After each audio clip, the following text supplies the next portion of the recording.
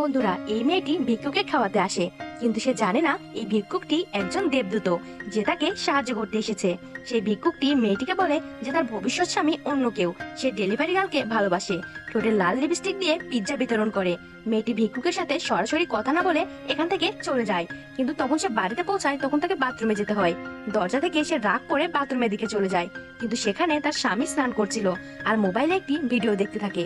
তখনই একটি ডেলিভারির লোক আসে, মেয়েটি রিসিভ করতে যায়, কিন্তু মেয়েটির সামনে দাঁড়িয়ে দেখে অবাক হয়ে যায়, কারণ ভিক্ষুক যেমন বলেছিল মেয়েটি তার সামনে তেমনই পিৎজা নিয়ে দাঁড়িয়ে আছে। ভিক্ষুকের কথা বিশ্বাস করে এবং সে দ্বিতীয়বার সে ভিক্ষুকের সাথে কথা বলতে যায়, তার সাথে দেখা করতে যায়। আর সেখানে সে ভিখারির কাছে সাহায্য চায় এবং জিজ্ঞাসা করে কিভাবে সে ওই মেয়েটিকে তার স্বামীর কাছ থেকে দূরে রাখবে, তাকে বিয়ে করবে।